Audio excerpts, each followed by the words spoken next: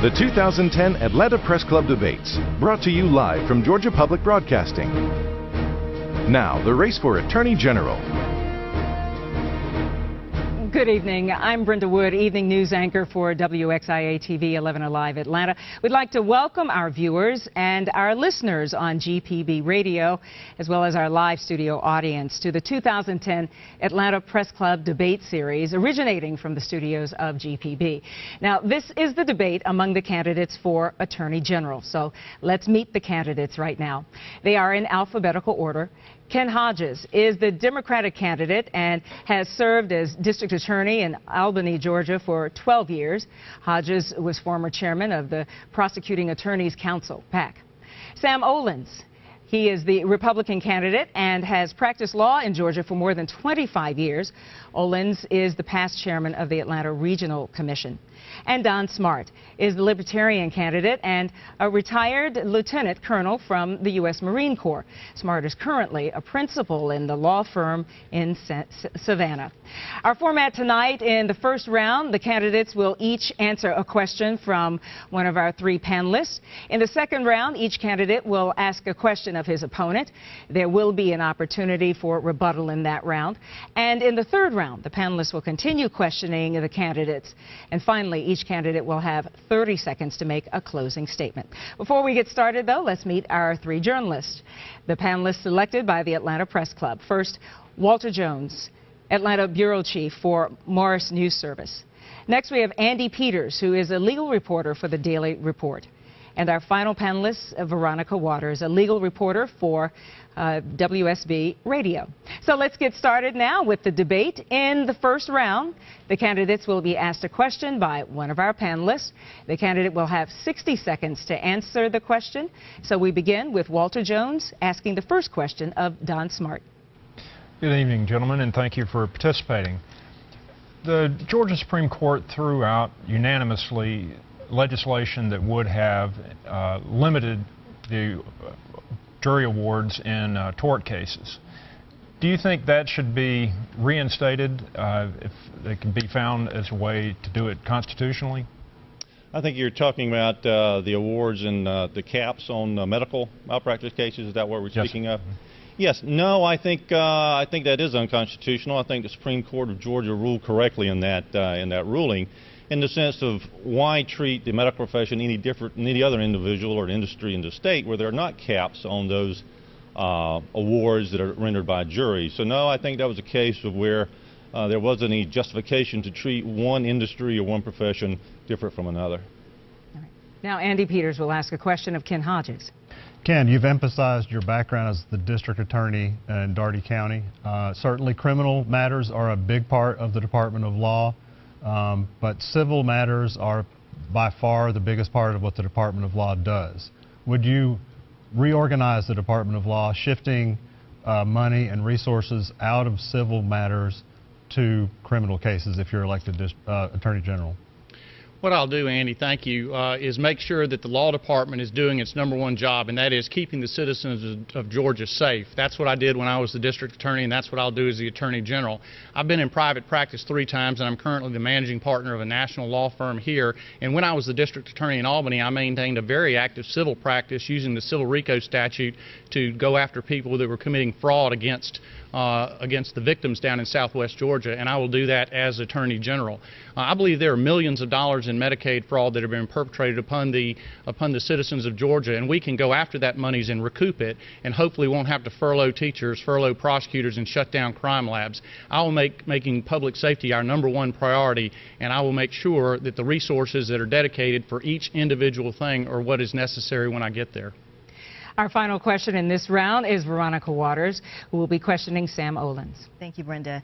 Mr. Olens, if you believe that it is unconstitutional to require a buy-in for health insurance coverage, do you likewise believe that the payroll tax that Americans are required to pay for Medicare so that they have insurance when they get older is also unconstitutional? No, absolutely not. The issue with taking over 6 of the nation's health care and mandates is that it is inconceivable to be consistent with Article 1, Sections 2 and Section 9 of the United States Constitution and consistent with the Interstate Commerce Clause. When you pay a fine and get nothing in return, That's unconstitutional under the U.S. Constitution. Many other opportunities where you pay taxes, you receive a service in return. With President Obama's bill, which the Democrat nominee for governor called the worst exercise of leadership in his lifetime, you pay a fine, and that's all you do is pay a fine. You get nothing in return. Clearly, the failure to buy a product cannot be commerce. And clearly, you don't let the federal government take over a sixth of the nation's economy without legally challenging it, as the governor is correctly doing in Pensacola as we speak. All right. That concludes round one for us. It is now time for our candidates to ask a question of the opponent of his choice. You have 30 seconds for the question, 60 seconds for the answer, and then 30 seconds for a rebuttal. By random selection again, Ken Hodges asks the first question. Thank you, Brenda. Sam, by your own admission, the top issue for the next Attorney General is public safety. Given that you have no experience in this arena, and 15 years of my nearly 20-year career has been spent as a prosecutor working hand in hand with law enforcement officials across the state of Georgia, and given that I have now been endorsed by more than 120 sheriffs and district attorneys across the state, both Democrat and Republican, how can the Georgians count on you to keep them safe? Well, thank you, Ken. You know, as was mentioned earlier by Andy Peters, approximately 85 to 90% of the job of the Attorney General is in fact civil. Issues that Georgians care most about, like health care, immigration, reapportionment, ethics, and water. I'm not trying to replace the district attorneys in the state. I'm not trying to run to be the state's DA. I want to be your Attorney General. I had a great rapport with both sheriffs as the 12 years that I was with Cobb County, and I have many sheriffs that support me, many district attorneys that support me, many mayors, many commissioners, many folks from all life. I think what matters most in this race is whether you've used your life experiences, my 27 years in the practice of law, my 12 years running a county that had over 1,500 public safety officials, and learned every day to respect them more and more. If you want to be DA, run again in Dougherty County, but that's not the job that we're running for today. Mr. Hodges? Well, I find it ironic, Sam, that you rely on your management in Cobb County as why you ought to be the next Attorney General. You doubled the size of government there when your population rose by only 17 or 19%. You wasted thousands of taxpayers' dollars buying mules that Cobb County certainly didn't need and keeping them on the tax rolls for over a year before selling them back at a loss. And you like to take the credit for running the county, and you paid somebody nearly $250,000 who all the people answer to. Who ran the county, you or the county administrator you hired? All right. Ms. Wood, as I understand it, I don't get the right to respond to those scurrilous allegations. All right, I will give you 10 seconds. Thank you. You know, the fact of the matter is Cobb County is the most conservatively run government in the state. Cobb County is one of 20 counties out of 3,300 in this country that has the best credit rating, a AAA. In fact, when I left Cobb County, the local paper and the Atlanta paper stated that I was quite probably the best chairman Cobb County ever had. We really should get to the issues in this race rather than scandalous attacks. Thank you, Brenda. We gave you 10 seconds extra. Sam Olens, your question now for your opponent. You know, illegal immigration is an issue that is very meaningful to Georgians. Health care, the courts, the emergency rooms, a big issue for our state. Mr. Hodges, do you support Arizona-style immigration law reform? Mr. Olens, I have consistently said illegal is illegal, and I've been a prosecutor for 15 years of my nearly 20-year career enforcing the laws of the state of Georgia, and it's crystal clear that illegal is illegal. I will enforce any law passed by the United States or by the state of Georgia, and I have done that for 15 years. You, on the other hand, paid illegal workers with tax dollars in Cobb County to build a courthouse that could be seen right outside of your own office window. I find it funny that you like to tout how tough you are on immigration issues, and yet when Georgia workers sit idle in some of the most difficult times economically, you're paying illegal workers with tax dollars. You know, you like to talk tough about it, but I am the one that has enforced the laws, and I will enforce the laws of the state of Georgia. And I'm sure you're going to come back with another request for time, and you're going to give us a song and dance about how you don't accept responsibility for that. But what these people need in Georgia is a prosecutor who's going to prosecute the law, not a politician who's going to give a song and dance about how it's okay to escape responsibility. A rebuttal for Mr. Olens. You know, facts are important. Cobb County was the first county in this state to adopt 287G, such that when folks come into the jail, you go through the federal database. If they're here illegally, you're able to initiate deportation proceedings. 4 counties in the state have used that program. There should be 159. Your party has failed to fully fund that program, which is why there are only 4. The fact of the matter is we need to strengthen Georgia law by putting a significant fine on the knowing hiring of illegal immigrants.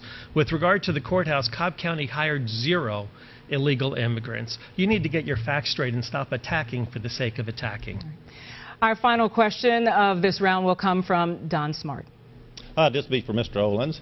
Ask you your views on ballot access for third parties and independents in the state of Georgia in light of the fact that the Democrats in Atlanta denied Mary Norwood the chance to be on the ballot using things such as she typed in the name of Fulton rather than having the person write it in.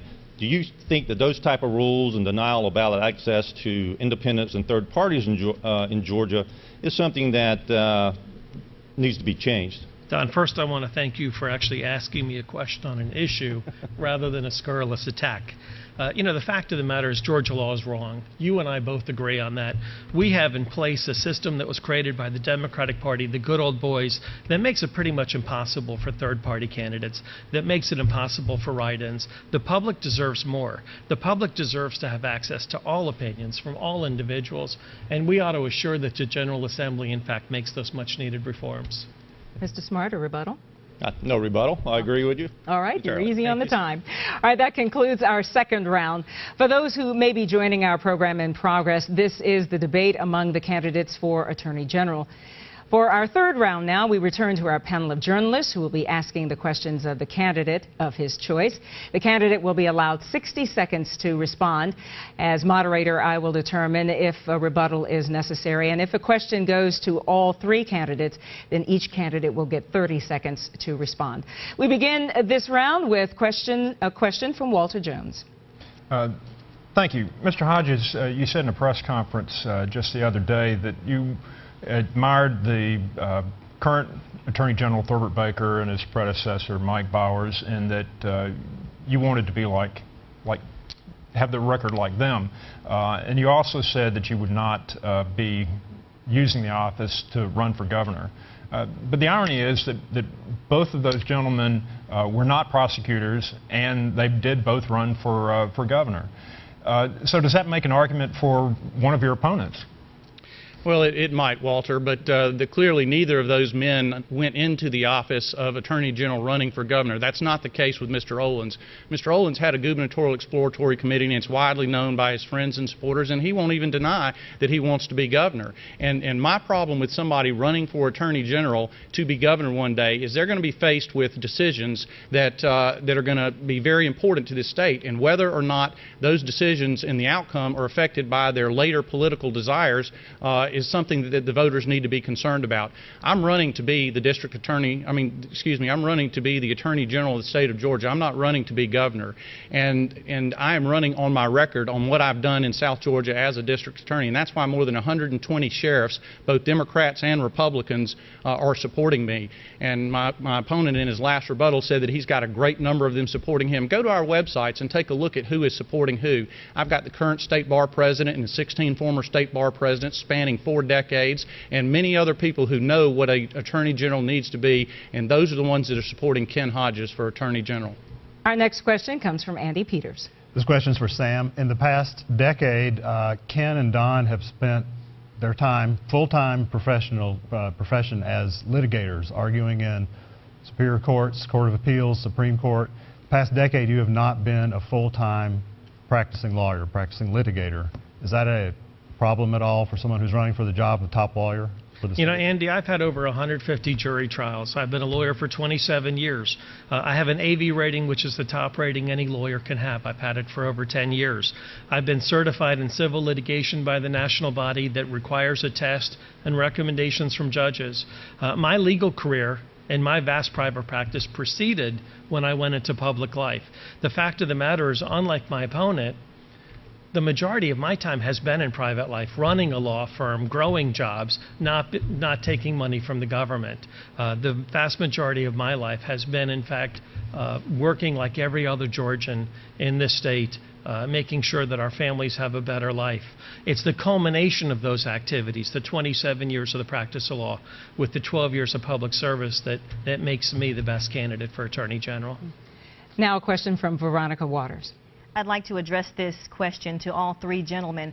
The replacement for the State Ethics Commission will include, among other things, a definition by law for the phrase conflict of interest, particularly as it pertains to state legislators and state bureaucrats doing business with the state of Georgia. Do you think that state lawmakers should simply be prohibited from doing business with the state of Georgia due to the inherent conflict of interest? All right, Mr. Hodges? I think that would be a good start, and there certainly needs to be more resources dedicated to the State Ethics Commission for enforcement and investigation of those matters. When I was the district attorney in Albany, Georgia, there were a number of matters that went before them, and they didn't have the resources adequate to fully investigate the matter, so they need to investigate and enforce them. But prohibiting legislators from dealing with the state during their time in the legislature would be a great start. Sam Olens? You know, ethics matter most. Ethics are what it's all about, transparency and accountability. When my opponent was district attorney, he gave records to a private employer in his county that was involved in suing folks that he sought to indict 3 times. Ethics matter. No one in public life should ever have a private contract with the government. That's a set standard. We need to expect the most out of our elected officials, not the least. Ms. Wood, may I have a rebuttal to Well, that? we're going to hear from Mr. Smart first. Fine. I think ethics is something that should be enforced. However, I think that it's a situation where it should be enforced in the judicial system rather than an administrative body such as the State Ethics Commission, which the person accused of it does not have the right to defend themselves in our legal system. And I think you find a lot of times that administrative bodies are so politicalized that the person accused for political reasons a lot of times do not have a chance to defend themselves. So I think ethics is clear, transparency, but if there's a conflict of interest, it should be handled in the criminal arena rather than the state ethics. All right, now a rebuttal from Ken Hodges Thank to you Sam very Olens. much. Just a few minutes ago, Mr. Olens says that he's getting scurrilous attacks, and he even takes the opportunity to make a non-responsive attack on me with regard to ethics to talk about subpoenas in a case in Albany. What we had in Albany was we had unsolicited racial attacks being transmitted over the airways. We had to determine who was there. There was a real public safety threat, and I needed to determine who it was. I never indicted anyone. There was an independent prosecutor who did that, and you need to check your facts, Mr. Olens, before you decide to announce to the public false accusations like you just did. I wasn't sued for prosecutorial misconduct, sir. Yes, and the court threw it out too. Would you check your facts again? If you knew where a courthouse was, you'd know how to go check your facts. That is time. I'm sorry, I'm going to have to take time away from you on that one. One more question perhaps from Walter Jones. Yes, thank you. Mr. Olens, your salary more than doubled while you were in the Cobb chairman's position, and yet you're running as a Republican and talk about fiscal conservatism. How do you square those two? Well, first of all, as chairman of Cobb County, I had no jurisdiction with regard to my salary. At the time I became chair, the state legislature increased the salary. I had no part of that. There are no emails, there are no calls, there's no activity at all. And let me assure you that the private practice of law played a lot more than being chairman of Cobb County. In fact, as chairman of Cobb County, the millage rate was reduced, privatization was increased. My last year we privatized solid waste at an annual savings of $5 million per year. So yes, they did increase the salary, but I'd like to think that was frankly due to the excellent job I was giving the residents of my county. All right. A question from Andy Peters. This question is for Ken. Let's see here. I was going to ask you about in the long-running water wars litigation between Georgia, Florida, and Alabama. Georgia hasn't fared very well. We've had a couple of wins here and there, but is there anything that you would do as the Attorney General to try to turn the tide in how Georgia's faring in that litigation? Well, Georgia has not fared very well, and my opponent, Mr. Olens, has been one of the architects of the failed water wars. It has been going on for far too long. It's been protracted litigation costing the taxpayers of this great state millions of dollars, and we need a fresh approach. Look, when I was the district attorney in Albany, Georgia, one of the problems I faced was a conviction rate on crimes against children below 50% because my predecessor didn't take those very serious crimes as he should have. I nearly doubled the conviction rate. It's near 100%. And so I point that out to say when I have a tough problem like that, I'm going to bring a fresh approach to it and get it done. In the specific instance of the water litigation, I think what we need to do is seek reauthorization of Lake Lanier, raise the capacity, and use it for consumption. We also need to make sure that we explore conservation and many other avenues to ensure that Atlanta and all of Georgia has the resource that it needs in water because of the economic need to continue to feed both of the consumers here and downstream. We need to have a solution for all of Georgia, and that's what I will do when I'm the Attorney General. A rebuttal from Sam Olens. You know, I appreciate the fact that Mr. Hodges credits me with so much power in the state of Georgia, but I was a county chair. And in my capacity of being a county chair, we put $100 million into a reservoir that will hold 6 billion gallons of water in the city of Canton. That, frankly, is the only new reservoir that's occurred in the state in the last 10 years. So I, in fact, am pleased of the effort I made as a lowly county chairman in that regard. Give me the opportunity to be the state's attorney general, and we'll settle that lawsuit, not by reauthorization, which will be dead on arrival, but by talking to the other state attorneys general and negotiating a win-win for all 3 states. Mr. Smart, I'm going to just take a little bit of leeway and allow you to answer this question as well. The water war, I believe, is actually, it needs to be more than just the lawsuit to solve the problem. If you look at the background of that, the federal government controls the issues. They built Lake Lanier, they control the legislation. We're answering to a judge from Minnesota as to how to resolve this issue. And the lawsuit is part of it. I think the state is in a pretty weak position at this particular point. So you've got to look at it to coordinate the lawsuit along with the legislative, building private reservoirs and private companies to deal with that in order to deal with the entire problem. Our final question from Veronica Waters. I'd like to address this briefly to all 3 candidates if we have time. It relates to the Georgia Open Records Act. Should the Georgia General Assembly and the governor's office be fully subject to the Open Records Act as well as complete disclosure of all electronic communications? I mean, people say the 2 things you never want to know how they're made are laws and sausage. So, Well, I'll keep it short for you. Absolutely. all right, Mr. Olens. Absolutely, yes. I mean, the 40th day of the legislative session is scary, and we need to have much more access.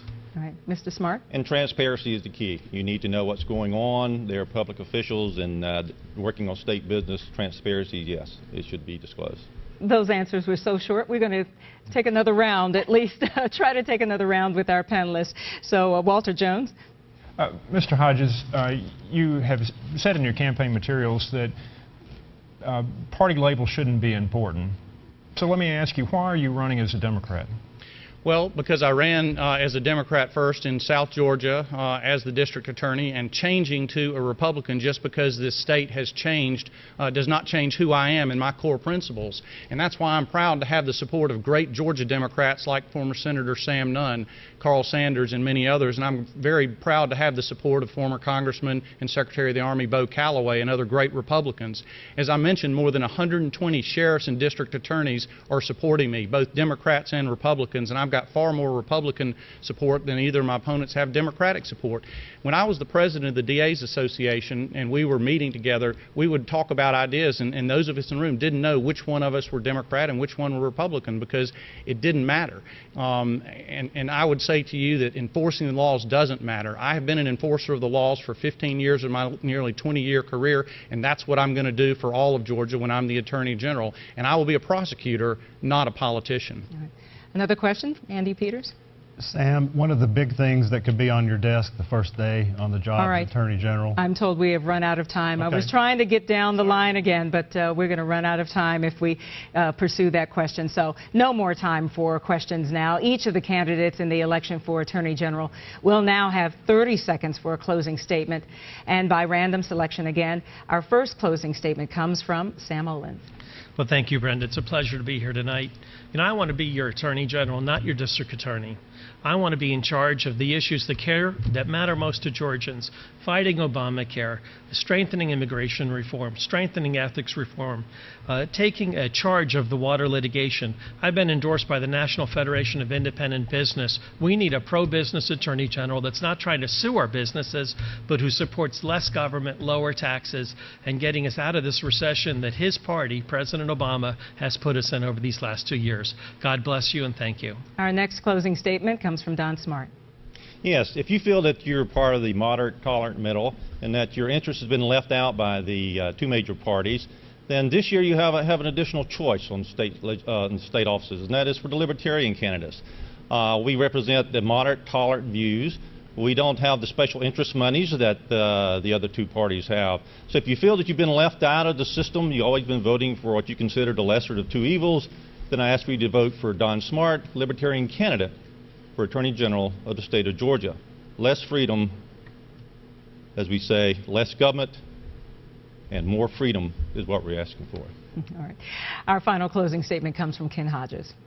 Our next Attorney General must be able to protect our families and keep our citizens safe. He must be able to fight public corruption and fraud, and I have the experience to do that. I'm blessed in this life with a wonderful family, a beautiful wife, and 2 lovely children, and I want to keep them safe as your Attorney General and keep your family safe as well. That's why more than 120 district attorneys and sheriffs all over Georgia who understand the role of the Attorney General are endorsing me to be that Attorney General, and politics doesn't matter. We don't need a politician to be the next Attorney General, one who's running for governor. We need a prosecutor who's going to keep you safe. I ask for your vote. Thank you, and God bless. Well, that concludes our debate. A reminder that the general elections will be Tuesday, November 2nd, and early voting ends this Friday, October 29th. Our thanks to the candidates and to our panel of journalists. We'd also like to thank the Atlanta Press Club for arranging this debate. For more info about the Atlanta Press Club, you may visit their website, atlantapressclub.org. The debates that air on Georgia Public Broadcasting will be archived on the Press Club's website. This broadcast has been streamed live for you and will be available on demand on GPB's website, gpb.org. I'm Brenda Wood. Thanks for joining us. The Atlanta Press Club debate series is made possible in part by donations from the late Tom Watson Brown and Emory University.